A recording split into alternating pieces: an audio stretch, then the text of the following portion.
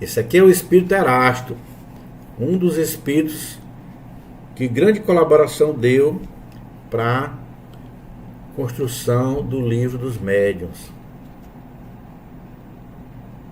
Ele vai dizer rapidinho aqui, ó. Explanarei hoje a questão da mediunidade dos animais, levantada e sustentada por um dos vossos mais fervorosos adeptos. É o camarada que eu falei aqui. Pretende ele, em virtude deste axioma, quem pode o mais, pode o menos, que podemos mediunizar os pássaros e os outros animais. Tá vendo aí, Janaína? Os pássaros e os outros animais, e servir-nos deles nas nossas comunicações com a espécie humana. Não tem como a gente usar os animais para se comunicar com os outros irmãos nossos da espécie humana. Não tem como, né?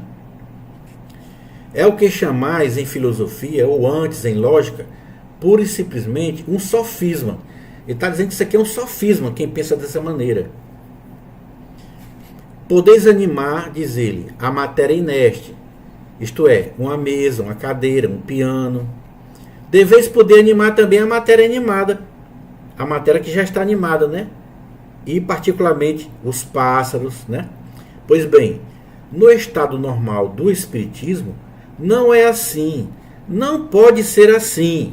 Olha aí, o espírito está dizendo que não é assim, pessoal. Vai explicar aqui. Primeiramente, entendamos-nos bem acerca dos fatos. O que é um médium? O que é um médium? É o ser, é o indivíduo que serve de traço de união aos espíritos para que estes possam comunicar-se facilmente com os homens. Espíritos encarnados. Então, o médium é aquele que serve de traço de união para que os espíritos desencarnados se comuniquem com os espíritos encarnados. Por conseguinte, sem médium, pessoal, vamos colocar isso aqui na nossa mente para a gente nunca esquecer disso aqui, isso que ele vai dizer agora. Por conseguinte, sem médium não há comunicações tangíveis, que é de pancadas, né? Que é de pegar, que é materialização, né? Não há comunicações mentais, intuição, né? Inspiração, não há. Não há comunicações escritas, psicografia, não há. Não há psicofonia, não há. Não há comunicações físicas de qualquer natureza que seja. Então, pessoal, sem médium, os espíritos não podem se comunicar com o homem nos planetas, nos mundos de matéria. Nos mundos de matéria como o nosso, para que um espírito possa se comunicar com o homem, ele precisa de um médium, qualquer tipo que for mediunidade. Portanto, essa história de dizer que na TCI, transcomunicação instrumental, o espírito se comunica através de um aparelho de rádio, através de uma televisão, e que para isso não precisa de médium. Isso é um fato que não é confirmado. Isso aí é uma opinião deles. Isso aí é uma maneira, é uma afirmação que eles têm, mas que ainda, passados já mais de 40 anos, não conseguiram provar isso. Eu desejo, né, é melhor dizer assim, que um dia eles consigam e venham me contar essa história, que conseguiram se comunicar com o espírito sem a presença de um médium, ou sem que o médium auxiliasse, né? Às vezes o médium pode não estar presente, mas o Kardec diz que toda comunicação tem que precisar de um médium. Entendeu, pessoal? E eu particularmente considero a transcomunicação instrumental um efeito físico. É uma comunicação tipo efeito físico. É a voz do espírito no aparelho sonoro. É como uma pancada. Mas ele, para fazer isso, ele precisa do médium, dos fluidos do médium. Ele não pode atuar sobre a matéria sem a presença de um médium. Não pode, pessoal. Nenhum espírito pode, nenhum. Quem diz isso é o próprio Erasto aqui. Se eu me aprofundasse Nós ainda vamos ver um outro estudo que ele fala isso da maneira como eu estou dizendo aqui. O Erasto diz assim: se nós pudéssemos nos comunicar com o homem sem precisar de um médium, era bom demais. A gente chegava diretamente para ele e dizia aquilo que a gente quer dizer, da maneira que a gente quer dizer. Mas não, a gente precisa de um médium. E o médium nem sempre tem aquilo, aquele material que o espírito quer falar, que ele quer utilizar. Muitas vezes o médium atrapalha o recado do espírito, ele interfere. Ele às vezes é orgulhoso, e isso é penoso para os bons espíritos se comunicar por um médium orgulhoso. Um médium que é analfabeto, por exemplo, tem pouca instrução, ele vai ser muito difícil dar uma comunicação que o espírito quer desenvolver, por conta das condições até materiais do próprio médium, da instrução dele, e por não saber escrever também, por não ter conhecimento. Entendeu, pessoal? Então, sem médium não há comunicação de tipo nenhum. Há um princípio que estou certo. Todos os espíritas admitem, é que os semelhantes atuam com seus semelhantes e como seus semelhantes. Isso é um princípio, né, pessoal? Como é que um cão vai atuar com o homem, se o homem não é semelhante do cão? Entendeu? O semelhante do cão é o cão, o semelhante do homem é outro homem. Ora, quais são os semelhantes dos espíritos, senão os espíritos encarnados ou desencarnados? Então, os semelhantes do espírito são outros espíritos.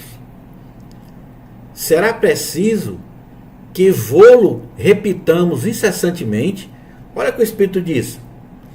Será que é preciso que eu fale isso toda a vida? É isso que ele está dizendo aqui. Só que ele está falando com elegância, né? Ele não está falando de forma grosseira, né? Será preciso que vô-lo repitamos, né? Aí ele diz assim: pois bem, repeti-lo-ei ainda. O vosso perispírito e o nosso procedem do mesmo meio, são de natureza idêntica. São, numa palavra, semelhantes. Quer dizer, o perispírito do homem e o perispírito dos espíritos. Possuem uma propriedade de assimilação mais ou menos desenvolvida, de magnetização mais ou menos vigorosa, que nos permite a nós, espíritos desencarnados e encarnados, pormos-nos muito pronta e facilmente em comunicação. Enfim, o que é peculiar aos médiuns, o que é da essência mesma da individualidade deles, né, dos médiuns, é uma afinidade especial e ao mesmo tempo uma força de expansão, quer dizer, ele expande o seu perispírito, uma força de expansão particular que lhe suprime toda a refratariedade e estabelece entre eles e nós uma espécie de corrente, uma espécie de fusão que nos facilita as comunicações. Ou seja, o médium, ele tem uma força de expansão do seu perispírito que supera a refratariedade. O que é refratariedade? É aquilo que aquele que não é médium sente. Aquele que não é médium, ele tem um negócio de uma refratariedade. Ele não expande o seu perispírito, ele não possui essa faculdade de expansão. E aí o espírito não consegue ter essa afinidade fluídica. Então,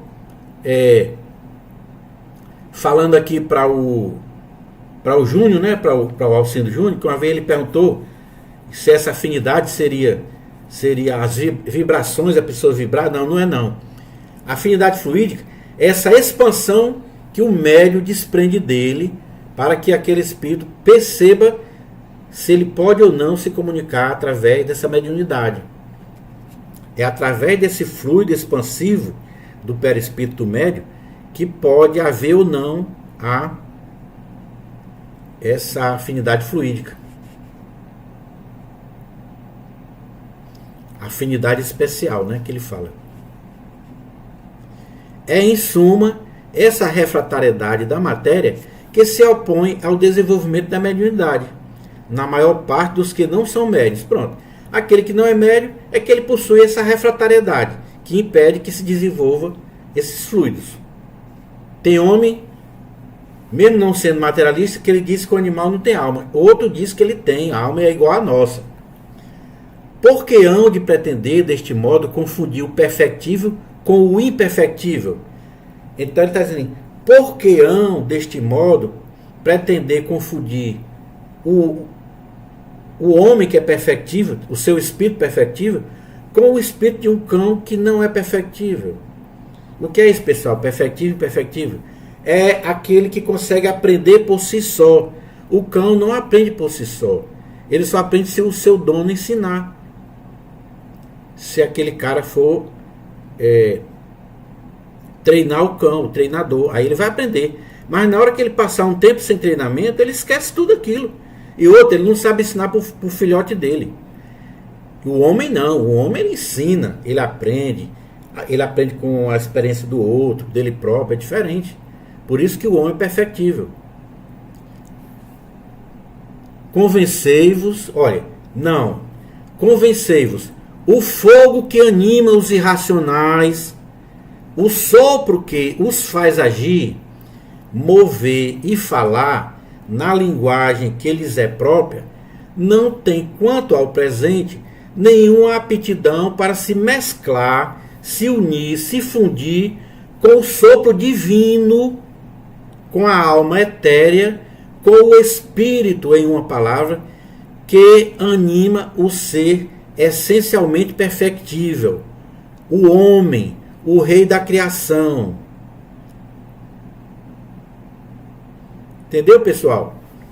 Então ele está falando aqui que o animal, o fluido animal que ele possui, o fluido elétrico, para ele ter vida, ele fala aqui que é um fogo. É um fogo, comparando com o do homem, né? Ele é um fogo. Então não confunda esse fogo com o sopro divino que existe no homem, que é perfectível. Eles não podem se unir. Mataria o animal, pessoal.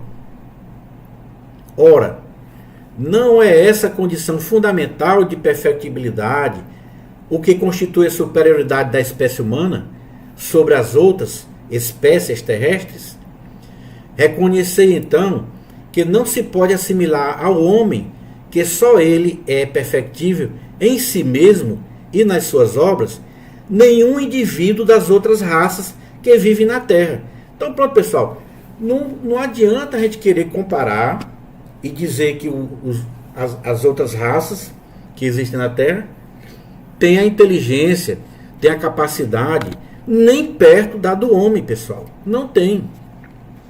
Agora é claro que os animais nos ensinam muitas coisas, né? Por exemplo, o homem abusa das suas faculdades, né? Enquanto que o cão não. O animal ele não abusa porque ele tem um instinto de conservação, um instinto de onde ele para até onde ele precisa, ele come e ele para ali de comer porque ele já está satisfeito. O homem não, ele fica comendo até o olho grande, né? Ele se torna glutão, como se diz, né? Fora as outras situações que o homem exagera, né? João, só voltando à questão lá da visão, né, dos animais. Sim. O filho de uma amiga minha que foi assassinado no assalto, ele tinha uma cachorrinha e a mãe, ele era filho único. Essa cachorra, ela podia estar triste como estivesse. De repente, ela começava a correr, balançar o rabo e ficar ficar em pé nas patinhas traseiras, como o filho dela fazia com os brinquedos da cachorra, e ficava rodando, a cachorra ficava rodando. Aí depois ele corria pela casa e a cachorra corria junto. Aí, só que ela era evangélica, aí eu tinha vontade de perguntar para ela se ela não queria ir na casa de Francisco, né? Mas como ela nunca manifestou a vontade de ir, aí eu nunca disse nada. Quando foi depois de algum tempo, eu encontrei com ela, alguém tinha levado ela na casa de Francisco, não sei se foi o não, que também conhece ela, e ela recebeu a carta do filho. E o filho disse: mãe, a Lola, que é a cachorrinha, ela me vê. Aí ela tinha dito que sentia muita presença dele quando a cachorra estava assim. Que a cachorra fazia as mesmas brincadeiras que ele fazia, sabe? Muito bem, Lac. Então, ó, a cachorrinha tem condição de ver o cachorro? Tem. Isso quer dizer que ele é médium? Não, tem nada a ver. Que o espírito aparece para ele, só isso. Não é legal? Pronto, eu vou falar aqui rapidinho. Você falou logo, deu um exemplo da sua cachorrinha, do seu cachorro, né? E quando você pega uma chave, ele adivinha tudo. Eu tenho peixinhos aqui em casa. E tem uns peixes que tem os horários, quando a gente passa o dia todo por eles tranquilo. Mas tem determinado horário que a gente passa, que é o horário da alimentação, eles faltam furar o vidro. Então, e assim, é uma alegria, a gente chega perto e percebe a mudança de comportamento deles e nadando. Então, diz assim, eles sentem que já está na hora da alimentação, não é isso? Isso. É porque eles... É como se eles contassem o tempo, né? A maneira deles, né? Eles sabem que aquele horário mais ou menos ali é o horário deles comer. É interessante isso aí, muito bacana.